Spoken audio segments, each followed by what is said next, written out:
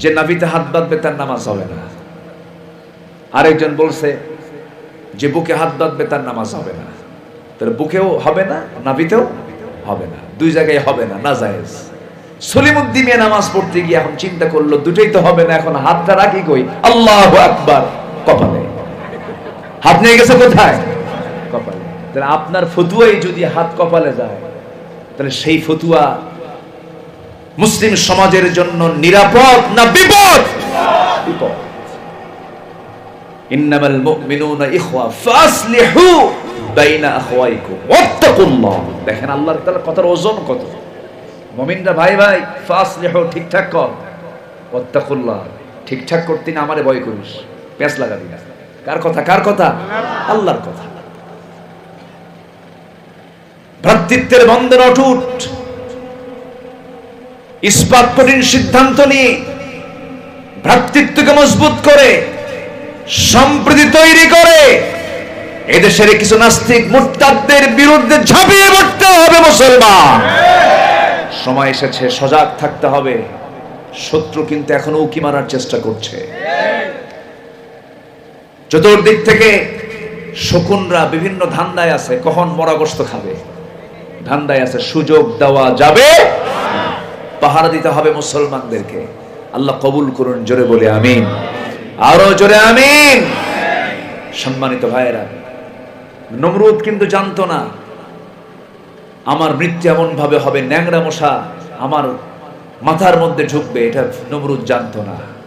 ফেরাউন কিন্তু জানতো না, মৃত্যুর কয়েক মিনিট আগেও সে জানতো না যে এই দরিয়ায় আমাকে চুবায়া মরতে হবে, আমি এখানে চুবে মারা যাব, এটা কিন্তু ফেরাউন জানতো না। আবার অন্যদিকে আল্লাহর পয়গম্বর মুসাও জানতেন না যে ফেরাউনকে এইভাবে দুনিয়া থেকে বিদায় হতে হবে, আল্লাহ তাআলা আমাকে এরকম বিজয় দিয়ে দিবেন, উনিও জানতেন না। সব ফয়সালা কার? আসতে বলবেন না কার? মুসা আলাইহিস সালাম সামনে দরিয়া, উনি ভাবলেন তা আমার আজকে কি উপায় হবে? বলতেছে আল্লাহ আমার তো উপায় নাই, সামনে দরিয়া, চতুর্দিকে ফেরাউনের বাহিনী। বিপদে পড়েছেন প্রথমে ফেরাউন না আল্লাহর নবী? বলেন কে কে? আল্লাহর নবী সবার আগে বিপদে পড়েছেন। বিপদে পড়ে সামনে দরিয়া দেখে তিনি তো ভাবলেন আল্লাহ উপায় তো নাই, চতুর্দিকে ফেরাউন, সামনে দরিয়া, কি করব? আল্লাহ বলেন তোমার হাতে লাঠি নাই, মারো বাড়ি। বিসমিল্লাহ বলে মারলেন একটা বাড়ি, বাড়ি মারলেন, এক বাড়ি দিয়া হবে না, আল্লাহ বলেন আরো মারো। 12টা বাড়ি মারলেন পানিতে। একটা রাস্তা নাই, বাইপাস রাস্তা আরো 11টা। মোট কয়টা হলো? মোট কয়টা হলো? পৃথিবীতে এক রাস্তায় যাওয়া যাবে এমন রাস্তা বাদে 11টা বাইপাস রাস্তা এখনো পৃথিবীতে নাই। ঠিক আছে না? এত রাস্তা তো লাগে না, কিন্তু আল্লাহর নবীর জন্য আল্লাহ তাআলা কয়টা রাস্তা দিলেন? 12 গোত্রের লোকেরা যেন 12টা রাস্তা দিয়ে যেতে পারে অনায়াসে, যেন কোনো জাম না লাগে। আজকে মাশাআল্লাহ আব্দুল্লাহপুর থেকে গাজীপুর চৌরাস্তা পর্যন্ত আমার 80তে সময় লাগিয়েছে 3 ঘন্টা। কথা বলেন নাকি? আচ্ছা, পার হয়ে গেলেন। ফেরাউন তখনও জানে না যে আমাকে এই দরিয়ায় মরতে হবে। হামানকে ডাক দিয়ে বলে হামান উপায় তো নাই, শত্রু যদি হাতছাড়া হয় বড় বড় বিপদ, ঘুম হবে না, ওরে ধরতেই হবে। ফেরাউন এই কথা যখন বলে ফেললে হামান বলতেছে অফিরাউনা ওয়া হামানা। আল্লাহ তাআলা হামানের নামটা উল্লেখ করেছেন কোরআনে, কারণ এটা আরো বড় দুষ্ট ছিল, এর ছিল বুদ্ধি, আর ফেরাউন এই বুদ্ধিটা চালাতো। ফেরাউন ছিল হলো বডিওয়ালা। কিওয়ালা? বডিওয়ালা, মানে বুদ্ধি তেমন ছিল না। বডি ছিল ফেরাউনের আর বুদ্ধি ছিল কার? হামানের। ওর বুদ্ধি আর এর বডি এই দুটা মিলে চালাতো তারা। এই জন্য আল্লাহ তাআলা দুটার নামই দিয়েছেন কোরআনে। তো হামান বললো ঠিক আছে, তাহলে কি করা যায়? সে ঘোড়া চালায় দিল দরিয়ায়, দরিয়ায় ঘোড়া চালায় দিল। যে রাস্তা তৈরি হয়ে গেছে, আল্লাহ রাস্তা তৈরি বানায় দিয়েছেন কাফেরের জন্য না ইমানদারের জন্য? এই এলেমটাও তাদের মধ্যে থেকে হেরে গেল। হামান করলো কি? আল্লাহর বানানো ইমানদারদের জন্য রাস্তায় সে ঘোড়া চালায় দিল। ঘোড়া এপার থেকে ওপার গেল, ওপার থেকে এপার আসলো, এসে বলতেছে বস রাস্তা ক্লিয়ার। রাস্তা কি ক্লিয়ার, কোনো সমস্যা নাই। কেন? আমি এক চক্কর দিয়ে এসেছি, ঘোড়া ওই পাশে নিয়ে গেছে, আবার আসছি, রাস্তায় কোনো সমস্যা নাই, একদম লাইটওয়ালা, আন্ডারগ্রাউন্ড, চতুর্দিকে পানি, কাঁচ দিয়ে এটা মুড়ানো, চুল পরিমাণ, সেখানে ঠান্ডাও লাগে না, গরমও লাগে না, শীতল নিয়ন্ত্রিত রাস্তা, কোনো সমস্যা নাই, আপনি যেতে পারবেন, আমি চেক করে আসছি। ওর বাপের রাস্তা।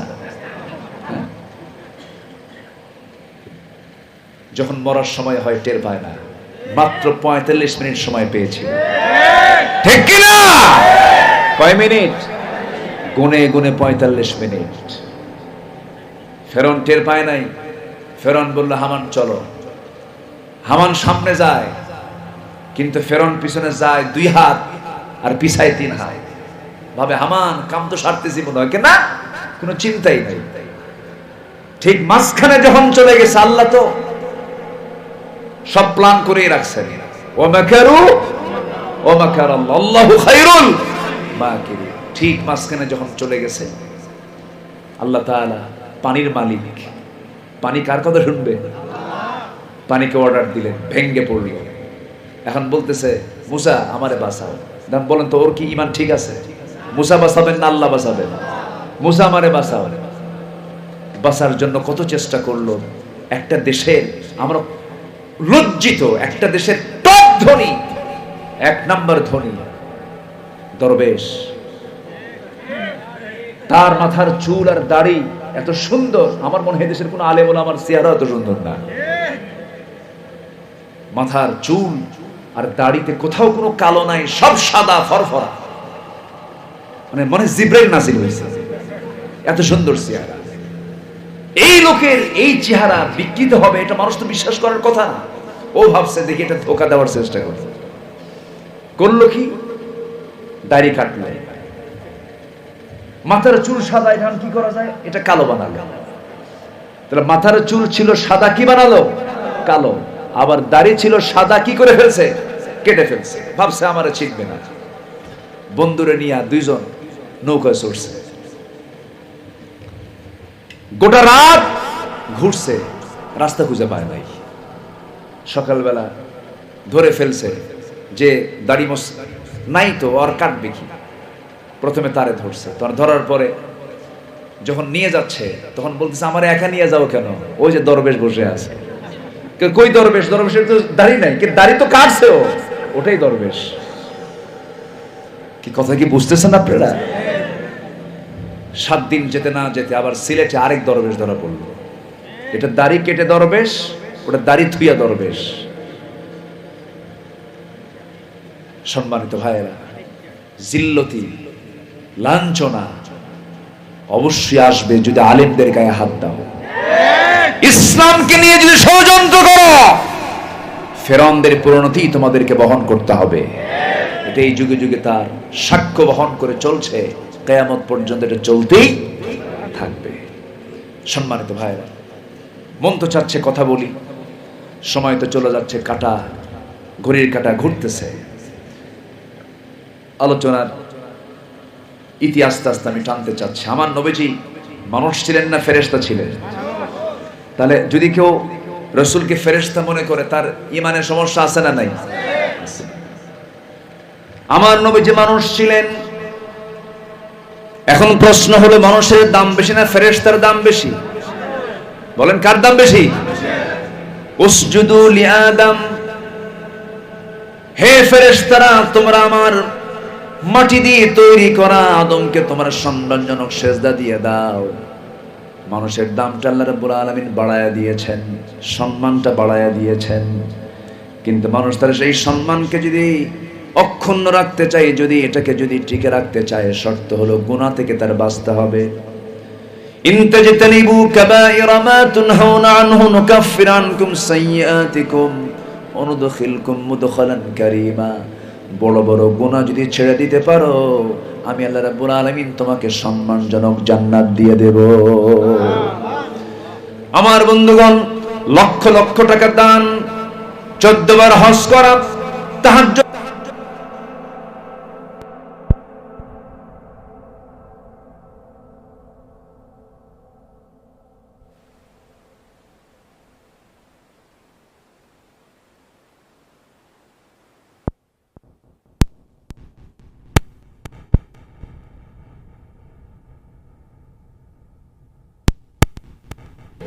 বৌদি ধরছে তো, ধরে নাই? ওটারও ধরছে। আমার বন্ধুগণ, এই জন্য বলি, আমি মানুষ, আমার এই সম্মানটাকে টিকে রাখার জন্য, আমার এই মর্যাদা টিকে রাখার জন্য মনুষ্যত্ব আমার মধ্যে আনতে হবে, ঈমানটা টিকে রাখতে হবে। তাহলে আমরা এক নম্বর পরিচয় পাইলাম, আমার রাসূল ফেরেশতা না মানুষ? তিনি মানুষ ছিলেন, তিনি ফেরেশতা ছিলেন না। তিনি হলেন আল্লাহর দূত। আল্লাহর পক্ষ থেকে আল্লাহ তাকে রাসূল করে পাঠিয়েছেন। ইয়া আইয়ুহার রাসূলু বাল্লিগ মা উনজিলা ইলাইকা মির রাব্বিক ওয়া ইল্লাম তাফআল ফামা বাল্লাগতা রিসালাতাহু ওয়াল্লাহু ইয়াসিমুকা মিনান নাস ইন্নাল্লাহা লা ইয়াহদিল কওমাল কাফিরিন। সূরা মায়েদা 67 নম্বর আয়াত। হে রাসূল, আমি আপনার কাছে যা কিছু দিয়েছি সব পৌঁছায় দেন। আপনি দূত, আমি আপনাকে রাসূল করে দুনিয়াতে পাঠিয়ে দিয়েছি, তা যদি না করেন, আল্লাহ তাআলা তাকে ধমক দিয়ে কথাটা বলেছেন। আমার বন্ধুগণ, নাম্বার 4 হলো তিনি হলেন আল্লাহর রাসূল এবং শেষ নবী। তারপরে কোনো নবী আসবে? তারপরে নবীকে বিশ্বাস করার মতো ভণ্ড কিছু লোক আমার দেশে আছে না নাই?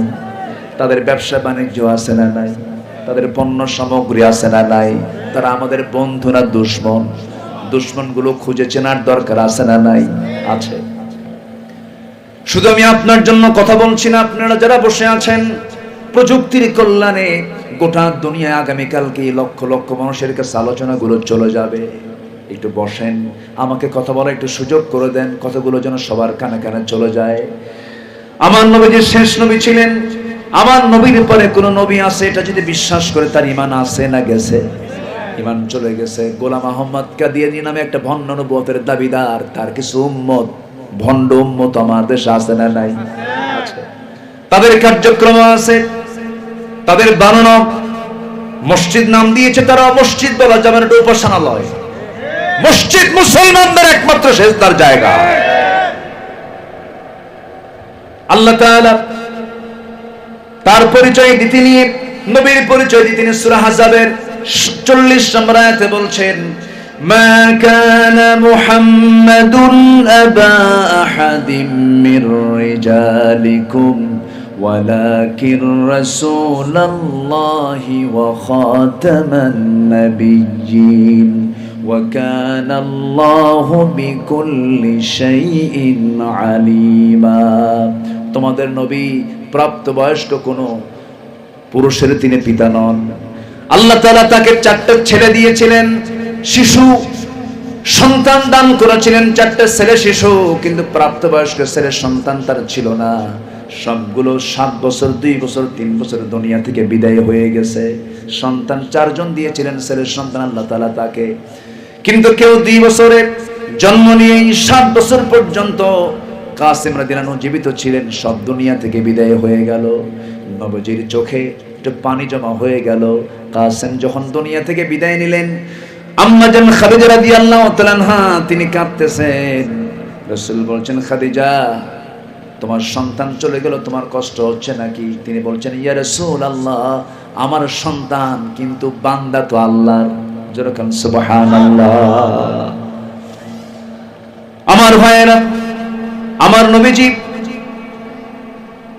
ছেলের সন্তানের পিতা ছিলেন না, প্রাপ্তবয়স্ক কোনো ছেলের সন্তান তার ছিল না, শুধু 4টা মেয়ের সন্তান তার ছিল।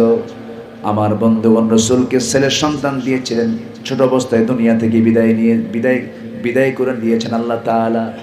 কেউ বড় হওয়ার সুযোগ পায় নাই।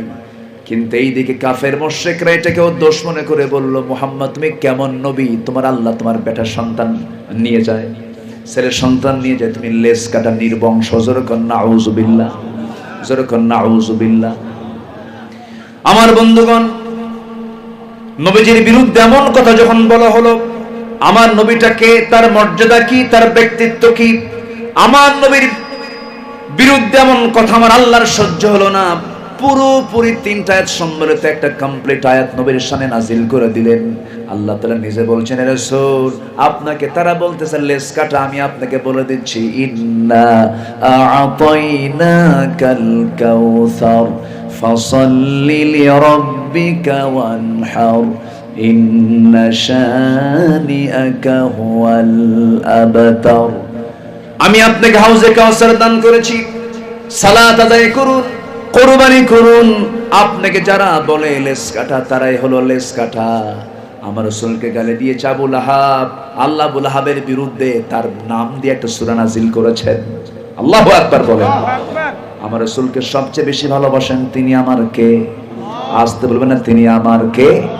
সব নবীকে কোরআন নাজিল হলো যে নবীর উপরে, সেই নবীকে আল্লাহ তাআলা কোথাও ডাক দিয়ে তাকে নাম ধরে ডাক দিয়েছেন কোনো একটা আয়াত খুঁজে পাবেন না।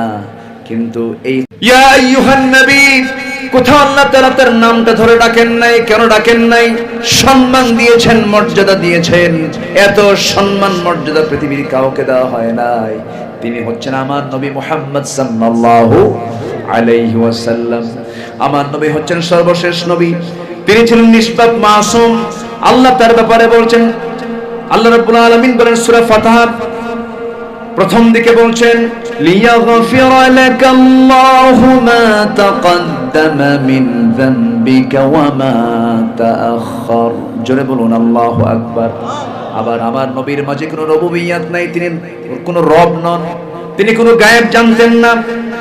আল্লাহ রাব্বুল আলামিন তার রাসূলকে জানিয়ে দিয়েছেন, হে রাসূল আপনি বলে দেন কুল লা আমলিকু লিনাফসি দাররান ওয়ালা নাফআন ইল্লা মা শাআল্লাহ। জোরে বলুন আল্লাহু আকবার। আরো জোরে বলি আল্লাহু আকবার। নবীজির জীবন, নবীজির পরিচয় আমাদের সবার জানার দরকার আছে না নাই? আজকে মরে যাব, কবরে প্রশ্ন হবে কয়টা? এর মধ্যে নবীর প্রশ্ন আছে না নাই? আবার চলে যাব আবার মিজানের কাছাকাছি, সেখানে নবীর দরকার আছে না নাই? হাউজে কাউসারের দরকার আছে না নাই? হাসরের দরকার আছে না নাই? সুপারিশের দরকার আছে না নাই? অতএব সবার আগে আল্লাহর পরিচয় নাম্বার 2 হলো নবীর পরিচয়। আমরা জানবো, জোরে বলি ইনশাআল্লাহ।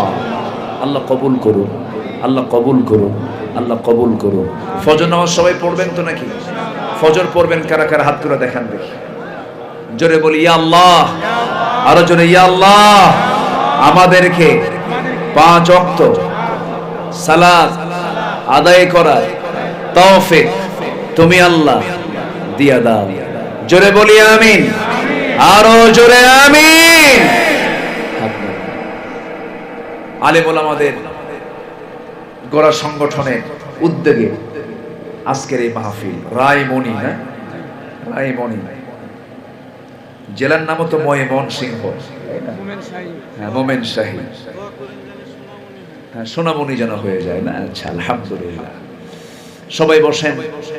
আমি কোনো মতো, আমি তো খুব তাড়াহুড়ো করে শেষ করেছি, 3টা আয়াত ধরেছিলাম, 3টা আয়াতের হালকা কিছু ব্যাখ্যা আমি বলার চেষ্টা করেছি।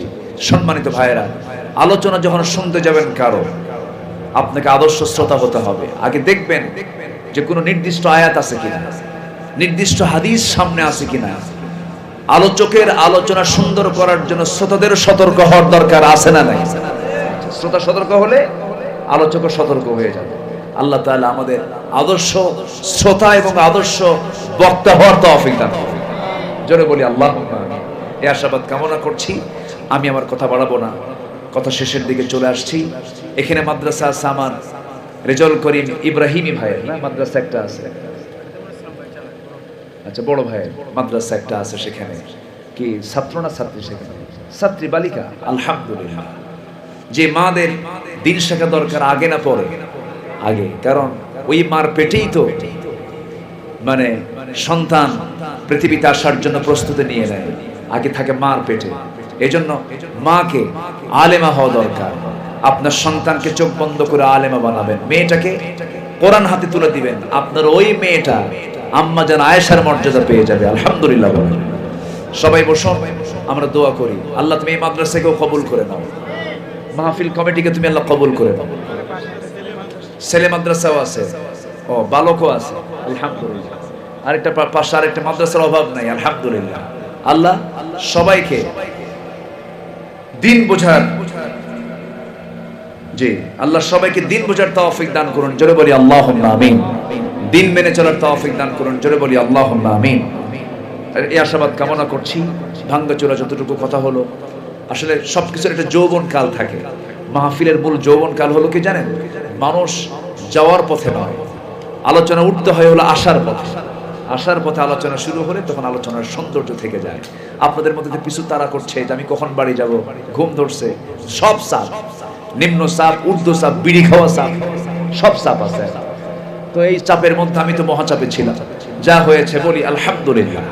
সবাই বলি সুবহানাকাল্লাহুম্মা ওয়া বিহামদিকা আশহাদু আল্লা ইলাহা ইল্লা আনতা আস্তাগফিরুকা ওয়া আতুবু ইলাইকা। সবাই চিৎকার মেরে বলি ইয়া আল্লাহ, আমার জীবনে সগীরা কবীরা, ছোট বড় সব গুনাহ তুমি আল্লাহ মাফ করে দাও। জোরে বলুন ইয়া রাব্বাল আলামিন, ইয়া রাব্বাল আলামিন। এখানে একটা ভাই আমাকে একটা বই দিয়েছে, বই নিয়ে আসছেন বিক্রি করার জন্য। আচ্ছা, ওনার বই আমার নাকি, যে কথা হীরার চেয়ে দামি, জি কথাটা আমি মানে হয়তো অবশ্যই দামি হবে। বইটা আমার পড়া হয়নি, তবে মনে হচ্ছে অনেক সুন্দর। মুফতি আবুল হাসান, একজন মুফতি লেখা। যদি পারেন, হীরার চেয়ে দামি এমন একটা বই, যে কথার মধ্যে মুক্তা খচিত কথা আছে, যে বইয়ের ভিতরে এমন একটা বই আপনারা এখানে পাবেন। মঞ্চের পর মোনাজাতের পর আপনারা এখান থেকে সংগ্রহ করতে পারবেন। তো আমি এখন আমরা দোয়ার দিকে যাচ্ছি, সবাই নামাজের মতো করে একটু বসি। আশপাশে অনেক মাইয়াত শুয়ে আছেন, কবরবাসী আছেন, তাদের জন্য দোয়া করব। অনেকের নেক মাকসুদ আছে, তাদের জন্য দোয়া হবে। যার যার চাওয়া আমরা সব সঁপিয়ে দেব কার কাছে? আল্লাহর কাছে আমরা বলবো। আল্লাহ যেন আমাদের সকলের তামান্না গুলোকে যেন আল্লাহ কবুল করে নেন। রেজল ভাই, আপনি দোয়া করেন। এত আলেম ওলামা, সব দায়িত্ব আমারে দিবেন।